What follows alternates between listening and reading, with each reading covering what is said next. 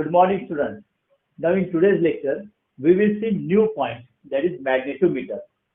तो मैग्नेटोमीटर क्या होता है? It is a magnetic instrument जिसके अंदर एक मैग्नेटिक नीडल होती है, और हमें पता है कि अगर वहां पर मैग्नेटिक फील्ड है तो मैग्नेटिक नीडल का डिफ्लेक्शन होता है।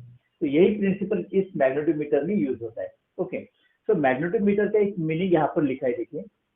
इट इज एन इंस्ट्रूमेंट, मतलब magnetometer is an instrument used to compare magnetic moment of two magnet, comparison of horizontal components of Earth's magnetic field at different two places, and for measuring horizontal component of Earth's magnetic field। देखिए, ये इसका magnetometer का meaning होता है।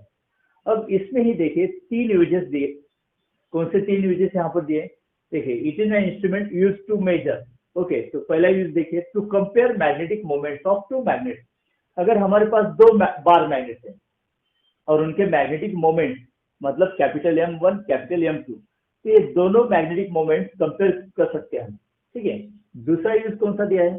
Comparison of horizontal components of earth magnetic field at two different places. मतलब हमें पता है, देखिए, अर्थ ग्लोब, तो अर्थ ग्लोब मतलब मैग्नेटिक फील्ड कहाँ पर ज्यादा होती है? Along the poles, it is about 60 micro tesla, और इक्वेटर पर सबसे कम होती है, it is about 30 micro tesla. तो फिर पोल और इक्वेटर के बीच जो मैग्नेटिक फील्ड होगी अर्थ की, horizontal magnetic field, ranges from 30 micro tesla to 60 micro tesla. तो हर एक डिफरेंट प्लेसेस पर अर्थ के ऊपर तो magnetic field, horizontal magnetic field का कंपोनेंट तो अलग अलग हो जाएगा ना, मैग्नेट्यूड अलग अलग होगा, तो वो भी हम यहाँ पर मैग्नेटोमीटर से कंपेयर कर सकते हैं। Okay, and third, for measuring horizontal component of earth magnetic field, मतलब किसी एक जगह पर अर्थ के ऊपर हम वहां पर अर्थ की मैग्नेटिक फील्ड मतलब हॉरिजॉन्टल मैग्नेटिक फील्ड कितनी होगी, ये भी हम मैग्नेटोमीटर से मेजर कर सकते हैं। So this is all about magnetometer. तो मैग्नेटोमीटर मतलब एक मैग्नेटिक इंस्ट्रूमेंट होता है जिसके अंदर मैग्नेटिक नीडल होती है। Okay, and according to the deflection and vibration of the magnetic needle we can use this magnetometer for this three purposes. तो चलिए मैग्नेटोमीटर का प्रिंसिपल यहाँ पर पहले देख लेते हैं हम। Consider magnetic field. Okay, this is magnetic field in horizontal direction, so it is denoted by vector BH। Okay, तो हॉरिजॉन्टल मैग्नेटिक फील्ड है तो यहाँ पर it is denoted by BH, vector BH।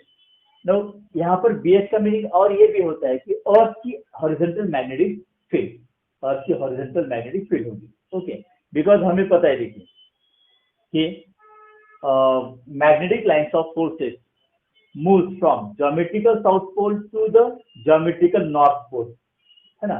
ये पॉइंट हुआ है ना इससे पहले आपको 11th स्टैंडर्ड में आर्टिकल होता है अर्थ मैग्नेटिज्म। ओके, तो देखिए यहाँ पर थोड़ा, लेट दिस इज अर्थ, यहाँ पर ये अर्थ है। ओके, तो यहाँ पर ये क्या होगा? नॉर्थ पोल होगा, और यहाँ पर ये साउथ पोल होगा, बट दीज आर ज्योमेट्रिकल, है ना, geometrical north pole, geometrical south pole. Now earth can be consider as a big और ह्यूज मैग्नेट। तो इसके अंदर अगर मैग्नेट रखा है ऐसा अगर हम कंसिडर करते हैं तो देखिए, ये पोल कौन सा होगा? यस पोल होगा, और ये पोल होगा यन पोल। तो ये अर्थ ग्लोब है, ज्योमेट्रिकल नॉर्थ पोल मतलब मैग्नेटिक साउथ पोल होता है। ओके, और ज्योमेट्रिकल साउथ पोल मतलब एक्चुअल मैग्नेट का वो यन पोल होता है। तो हमें पता है magnetic lines of forces originate from N pole and ends in S pole, like this. ये क्लियर है ना आपको? ओके, तो ये इक्वेटर, ये क्या होगा? इक्वेटर होगा, और ये पोजीशन मतलब एक्सिस वाली पोजीशन, तो ये पोल है ना, यहाँ पर पोल। तो एक्सिस पर मैग्नेटिक फील्ड ज्यादा होती है ना, और इक्वेटर पर मैग्नेटिक फील्ड एक्सिस से हाफ होती है। हमें पता है B axis is equal to half of B equator. Okay, तो along the pole it is about 60 micro tesla, और इक्वेटर पर होती है 30 micro tesla. This is earth horizontal magnetic field student.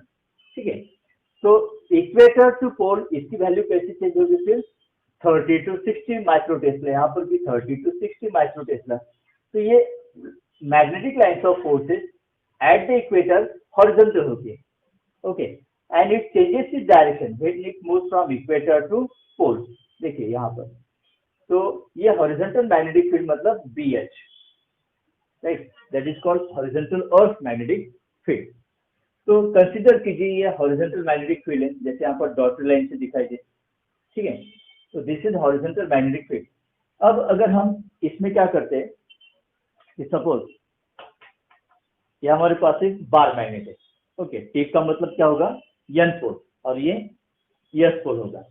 अब magnetic lines of forces move, that means directed from left to right, तो इसका मतलब इधर कौन सा पोल होगा, एन पोल होगा, और यहाँ पर एस पोल होगा, because magnetic lines of forces originate from N and end S pole. Okay, suppose ये बार मैग्नेट है, इसको मैं अगर यहाँ पर ऐसे वर्टिकल पोजीशन में रखता हूँ तो ये वर्टिकल पोजीशन रहेगा क्या, नहीं, बिकॉज टिप मतलब एन पोल कंसिडर किया ना हमने, तो एन पोल रिपल्शन होगा, एन एस अट्रैक्शन होगा, एस एस रिपल्शन होगा, एस एन अट्रैक्शन होगा।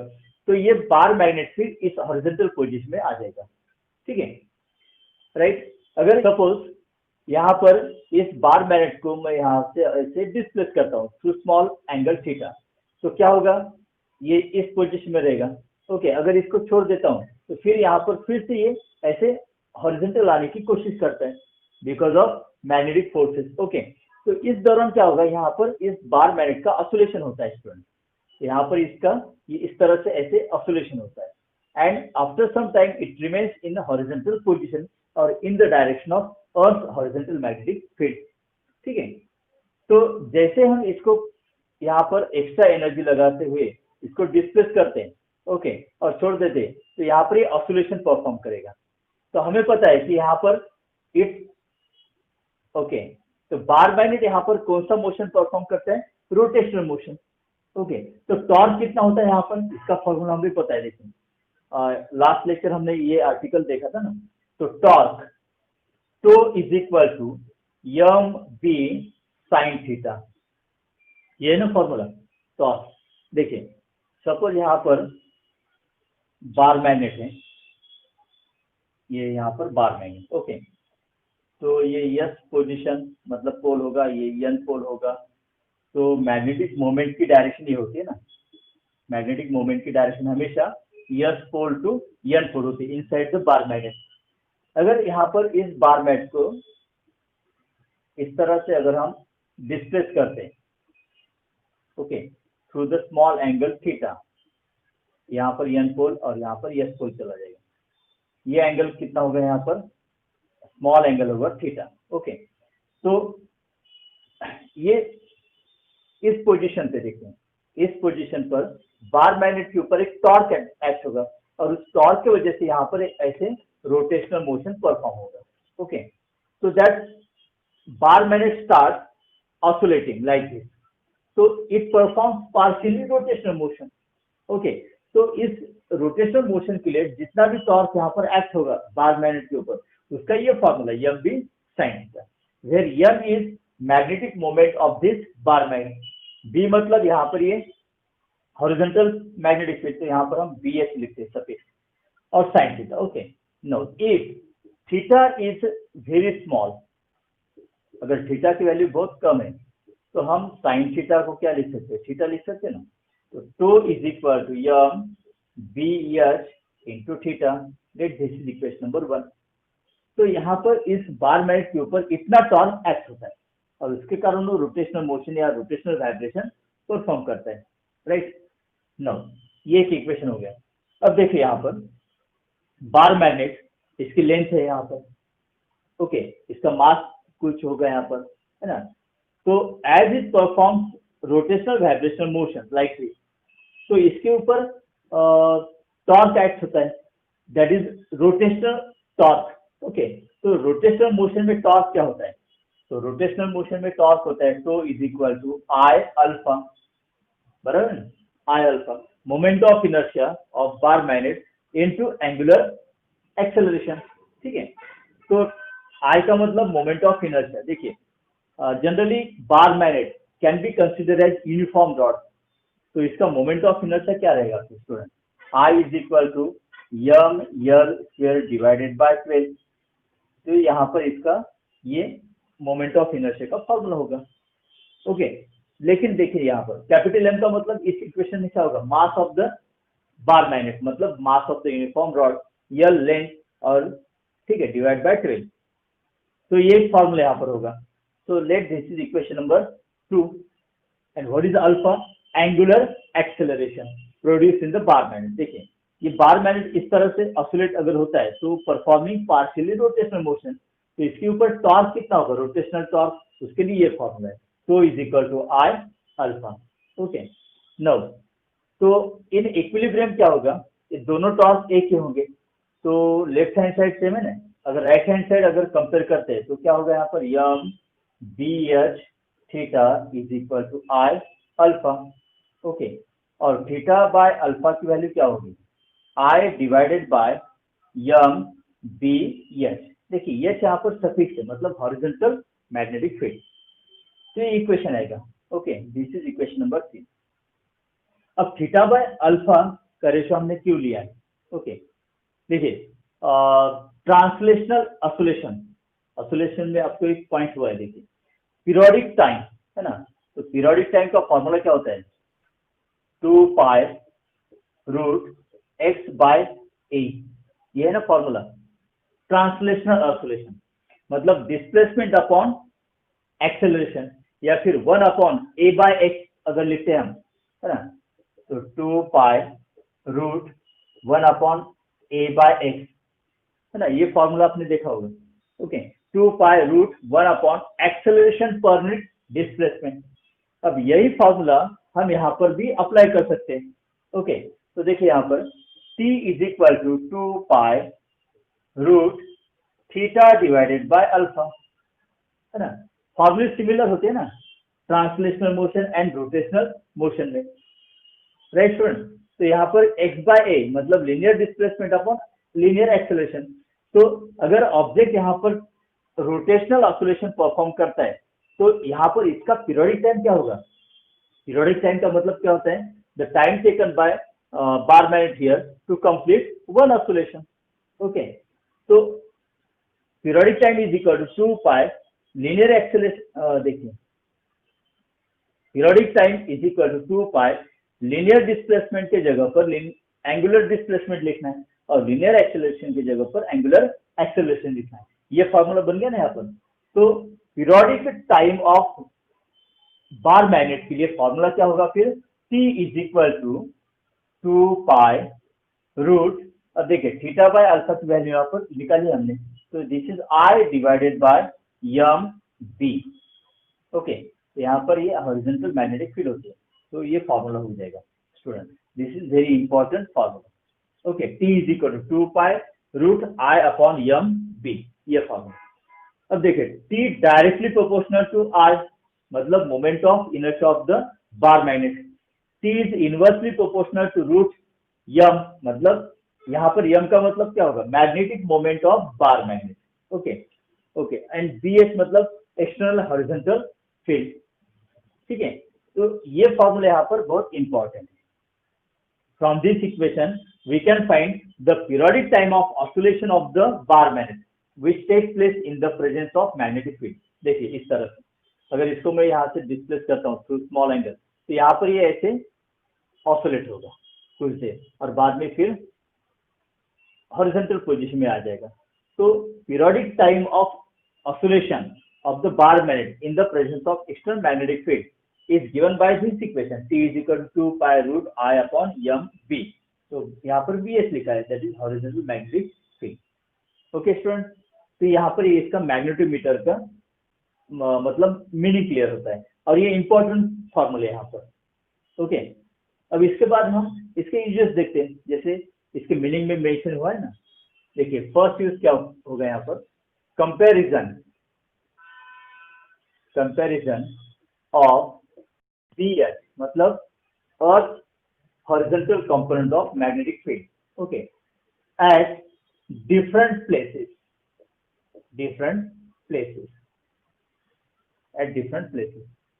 देखिए ये अर्थ ग्लोब है, okay, equator, this is equator और ये पोल का पार्ट है। तो मैक्सिमम मैग्नेटिक फील्ड कहाँ पर होगी, पोल पर होगी।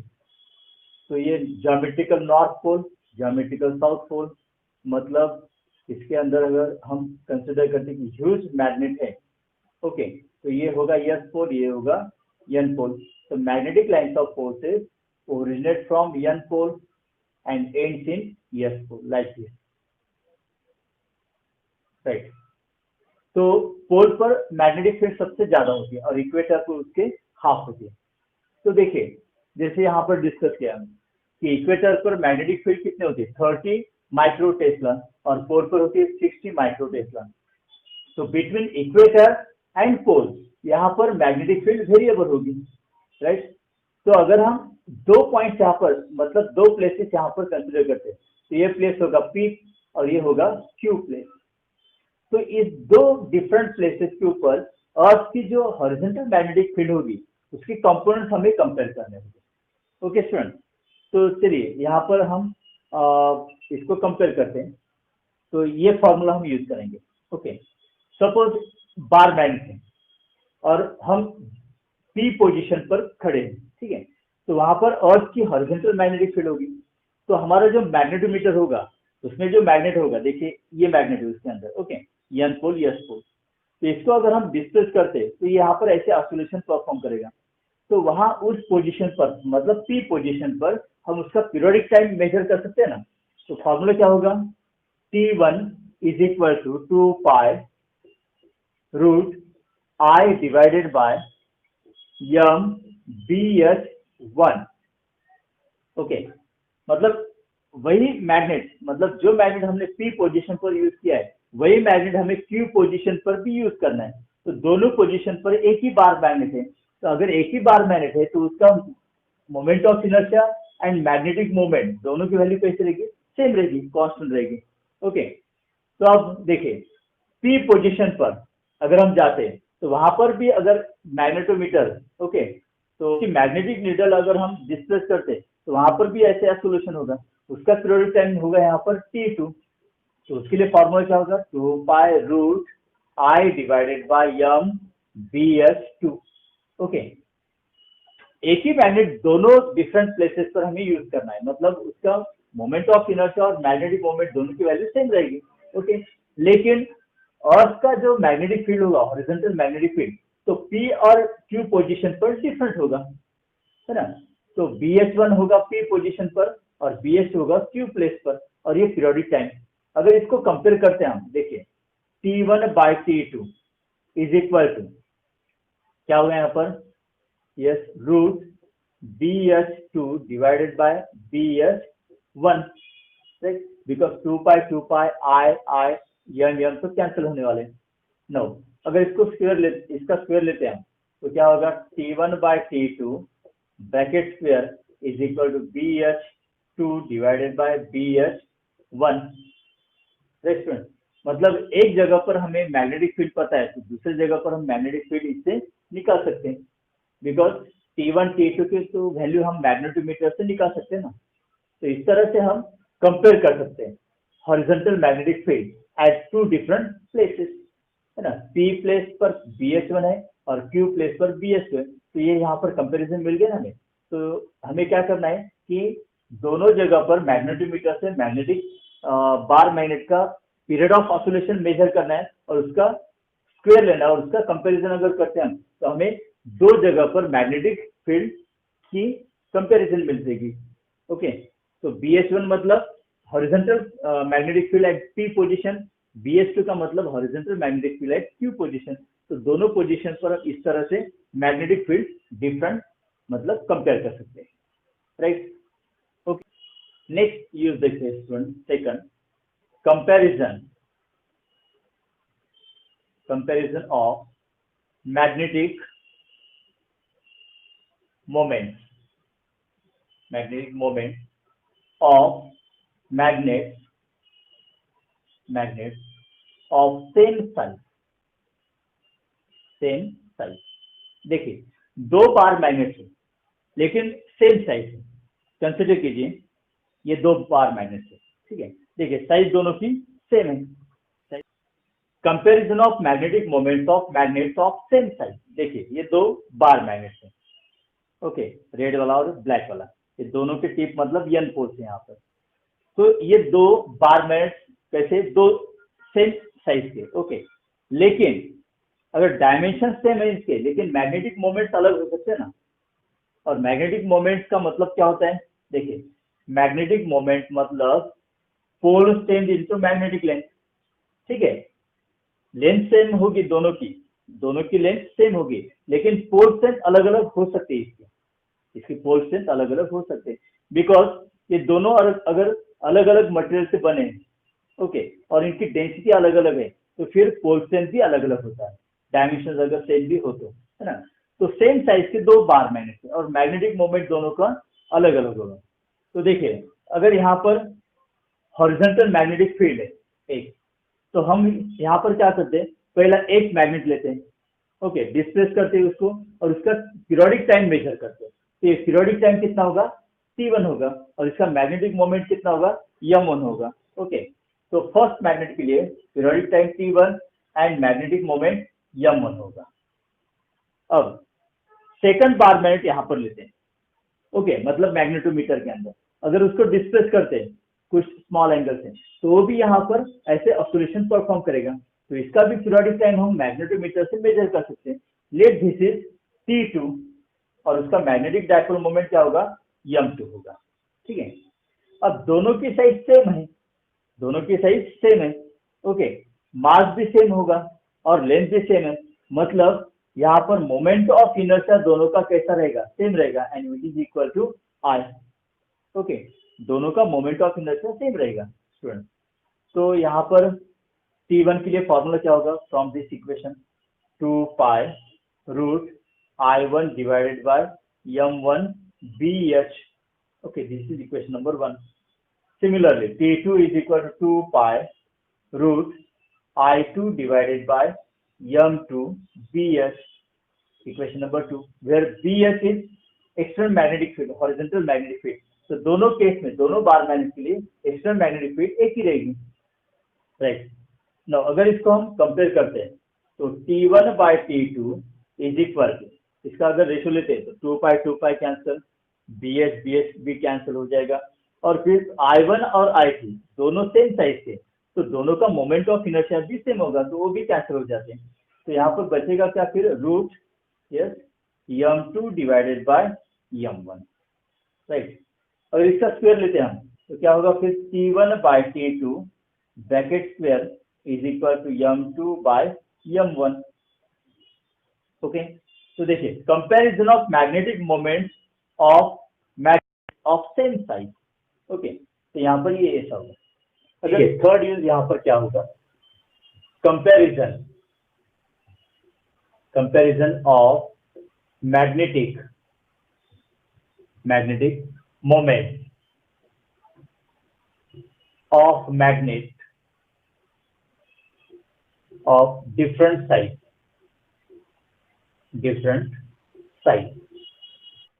देखिए स्टूडेंट यहाँ पर हमने comparison of magnetic moment of magnets of same size, तो उसके लिए ये फॉर्मूला है M2 by M1 is equal to T1 by T2 bracket से, अगर दोनों मैग्नेट की साइज सेम है, ओके। अगर दो मैग्नेट है यहाँ पर और जिनकी साइज अलग अलग है, तो उनका मैग्नेटिक मोमेंट का कंपैरिजन कैसे करना है, बाय यूजिंग मैग्नेटोमीटर। देखिए यहाँ पर दो मैग्नेट है, चलिए ये दो मैग्नेट है यहाँ पर, मैग्नेट 1 मैग्नेट 2 दिखाई दे रहा है ना आपको, तो ये ऐसे रखते हैं, ओके। अब ये छोटा वाला जो मैग्नेट है इसका टिप मतलब N पोल, और ये जो बड़े वाला मैग्नेट है लेंथ इसकी ज्यादा है, तो इसका रेड टिप मतलब N पोल और ब्लू टिप मतलब साउथ पोल, ओके स्टूडेंट। तो ये अलग अलग साइज है यहाँ पर। तो इसमें दो कंडीशन है, तो फर्स्ट कंडीशन कौन सी देखिए, पैरेलल वाली। अब पैरेलल वाली मतलब क्या होता है, सपोज यहाँ पर S पोल है और यहाँ पर N पोल है, तो ये फर्स्ट बार मैग्नेट और सेकंड बार मैग्नेट उसके नीचे रखा है, इसके लिए ज्यादा है, ठीक है। तो ये S पोल है और ये N पोल है, तो ये सेकंड बार मैग्नेट। अब फर्स्ट बार मैग्नेट जो होगा, मैग्नेटिक मोमेंट की डायरेक्शन कैसी होती है, हमेशा from S pole to N pole, तो ये M1 हो गया फर्स्ट मैग्नेट का मैग्नेटिक डायपोल मोमेंट, ओके। अब सेकंड बार मैग्नेट है तो उसका भी यहाँ पर मैग्नेटिक डायपोल मोमेंट होगा ना, और उसकी भी डायरेक्शन कैसी होती है, हमेशा S pole to N pole. तो लेट दिस इज m2, मतलब m1 और m2 दोनों मैग्नेटिक मोमेंट की डायरेक्शन सेम है ना, इसलिए पैरेलल कंडीशन। अब ऐसे इसमें हमें क्या करना है कि पीरियोडिक टाइम मतलब ये दोनों, अब देखिए यहाँ पर n पोल और यहाँ पर रेड टिप मतलब n पोल। तो देखिए इसको अगर मैं ऐसे जोड़ के रखता हूँ तो ये n पोल है ना, और ये s पोल है। तो n पोल अट्रैक्शन होता है रिपल्शन होता है, रिपल्शन होता है, और s के बीच भी रिपल्शन होता है। तो इस तरह से रहेगा क्या, ऐसे पेयर फॉर्म में नहीं रहता है, इसको हमें ऐसे बांध कर रखना होगा। अब यहाँ पर एक्सटर्नल मैग्नेटिक फील्ड कौन सी होगी, देखिए एक्सटर्नल मैग्नेटिक फील्ड होगी horizontal magnetic field BH। Okay, अब ये दो डिफरेंट बार मैग्नेट है तो साइज अलग है, मतलब moment of inertia, first magnet का मोमेंट ऑफ इनर्शिया होगा I1, सेकंड का होगा I2। ओके, अब हम यहाँ पर इसको अगर बांध के रखते हैं ऐसा, और फिर ये एक्सटर्नल मैग्नेटिक फील्ड है, डिस्प्लेस करते तो यहाँ पर ये ऐसे इस तरह से ऑसिलेट होगा, तो इस तरह से ऐसे ऑसिलेट होगा। तो इसका पीरियोडिक टाइम क्या होगा, T1। ओके, तो फिर पीरियोडिक टाइम T1 का फॉर्मूला क्या होगा, तो ये फॉर्मूला हमें यहाँ पर यूज करना है, T is equal to 2 pi root, अब यहाँ पर I। ओके, तो दो मैग्नेट अलग अलग लेंथ के, तो उनका मोमेंट ऑफ इनर्शिया अलग अलग होगा। तो नेट मोमेंट ऑफ इनर्शिया क्या होगा, I1 plus I2, right, because दोनों एक साथ रोटेट हो रहे हैं ना, अपॉन, अब कैपिटल M मतलब मैग्नेटिक मोमेंट, तो यहाँ पर m1 और m2 दोनों की डायरेक्शन सेम है, तो रिजल्टेंट मैग्नेटिक मोमेंट क्या होगा, इन दोनों की एडिशन होगी बिकॉज दे आर पैरेलल। तो m1 plus m2, okay, into magnetic field कितनी है यहाँ पर BH। Let this is equation number 1, ये फर्स्ट कंडीशन में आ गए। ओके, अब इसमें सेकंड कंडीशन देखिए, एंटी पैरेलल वाली, एंटी पैरेलल कंडीशन। ओके, अब एंटी पैरेलल कंडीशन क्या होगी, देखिए जैसे अभी ये पोजीशन है ना, n s, अगर एक जो बार मैग्नेट है अगर उसकी डायरेक्शन में चेंज कर देता हूँ लाइक दिस। ओके, तो अब देखिए यहाँ पर n और s पोल हो गया, और इसका s पोल और इसका n पोल है ना, तो मैग्नेटिक मोमेंट अपोजिट डायरेक्शन में होगी ना, तो this is known as anti parallel. अब डायग्राम देखिए यहाँ पर, जो फर्स्ट बार मैग्नेट था, okay, s pole n pole, इसकी पोलरिटी अलग कर दी मैंने, तो यहाँ पर ये n पोल होगा, यहाँ पर ये s पोल होगा। तो ये फर्स्ट बार मैग्नेट, तो मैग्नेटिक मोमेंट की डायरेक्शन ये होगी टुवर्ड्स द लेफ्ट, और जो सेकंड बार मैग्नेट है जिसकी लेंथ ज्यादा है, ओके, उसकी पोलरिटी वैसी है, s पोल और ये n पोल। तो मैग्नेटिक डायपोल मोमेंट की डायरेक्शन कैसी हुई इसकी, फ्रॉम लेफ्ट टू राइट। देखिए m1 directed towards left and m2 directed towards right, तो मैग्नेटिक मोमेंट की डायरेक्शन एग्जैक्टली अपोजिट है ना, तो रिजल्टेंट मैग्नेटिक मोमेंट क्या होगा यहाँ पर, m1 माइनस m2, ये होगा रिजल्टेंट मैग्नेटिक मोमेंट, दोनों का डिफरेंस, मैग्नीट्यूड का डिफरेंस होता है, राइट।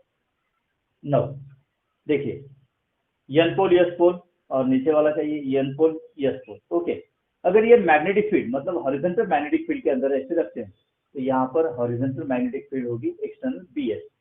अब इसको अगर डिस्प्लेस करते हैं थ्रू स्मॉल एंगल, तो ये पेयर भी यहाँ पर ऐसे ऑसिलेट होगी। अब देखिए यहाँ पर n पोल s पोल और यहाँ पर s पोल n पोल, तो नेचुरली यहाँ पर अट्रैक्शन होगा, तो यहाँ इसको बांध कर रखने की जरूरत नहीं है। ओके, अगर इसको डिस्प्लेस करते हैं हम स्मॉल एंगल, तो इस तरह से ऑसिलेट होगा एक्सटर्नल मैग्नेटिक फील्ड के अंदर। तो यहाँ पर पीरियोडिक टाइम सपोज होता है T2। ओके, तो फॉर्मूला क्या होगा, 2 पाई रूट, अब दोनों एक साथ रोटेट हो रहे हैं, मतलब रिजल्टेंट मोमेंट ऑफ इनर्शिया क्या होगा, I1 प्लस I2 रहेगा, राइट। और नेट मैग्नेटिक फील्ड यहाँ पर दोनों की डायरेक्शन अलग है ना, मतलब अपोजिट एग्जैक्टली, तो ये होगा m1 minus m2 into BH। Okay, late this is equation number 2। अगर हम इसका रेशियो लेते हैं, देखिए sir, T1 by T2, okay, is equal, तो 2 pi cancel, I1 plus I2 root वो भी कैंसिल हो जाएगा, BH भी कैंसिल होगा। तो यहाँ पर रूट के अंदर क्या होगा, देखिए C और m, देखिए टी और यम इनवर्सली प्रोपोर्शनल है ना, तो फिर ये टर्म ऊपर आएगी, m1 minus m2 divided by m1 plus m2। Okay, अगर इसका स्क्वायर लेते हैं हम, बिकॉज हमें कंपैरिजन ऑफ मैग्नेटिक मोमेंट मतलब m1 बाय m2 के लिए, m1 बाय m2 के लिए इक्वेशन ऑप्शन करना है ना। Okay, squaring on both side, t1 square by t2 square is equal to क्या होगा, m1 minus m2 divided by m1 plus m2। Okay, अगर इसको सॉल्व करते हैं हम, तो हमें एक फॉर्मूला कौन सा मिलता है फिर, m1 बाय m2 is equal to t1 square plus t2 square divided by t2 square minus t1 square, ये फॉर्मूला हमें मिलता है। फिर इसको सॉल्व करते हैं, तो लेट दिस इक्वेशन नंबर 3। देखिए मतलब क्या करना है हमें, अगर दो बार मैग्नेट्स है, ओके, दो बार मैग्नेट्स है, लेंथ अलग अलग है मतलब साइज अलग अलग है, तो बाय यूजिंग मैग्नेटोमीटर इनके मैग्नेटिक मोमेंट्स हम कंपेयर कर सकते हैं by using this equation, m1 by m2 is equal to t1 square plus t2 square upon t2 square minus t1 square। Okay, तो t1 का मतलब क्लियर है ना आपको, दो बार magnet n n s s इस तरह से अगर बांध के रखते हैं इसको, और एक्सटर्नल मैग्नेटिक फील्ड के अंदर इसको ऑसिलेट करते हैं, तो इसका पीरियोडिक टाइम है यहाँ पर t1। ओके, अब t2 का मतलब क्या होगा, अगर ऊपर का जो मैग्नेट है उसका पोल की डायरेक्शन अगर हम चेंज कर देते इस तरह से, ओके, तो ये एंटी पैरेलल कंडीशन होगी। तो अगर इसको भी सेम मैग्नेटिक फील्ड के अंदर रोटेट करवाते तो इसका पीरियोडिक टाइम क्या होगा, t2 होगा स्टूडेंट। तो ये t1 और t2 अगर हमें पता चलते तो डिफरेंट साइज अगर है मैग्नेट्स की, दो मैग्नेट्स की, तो उनका मैग्नेटिक मोमेंट का कंपैरिजन हम इस तरह से कर सकते हैं, राइट स्टूडेंट।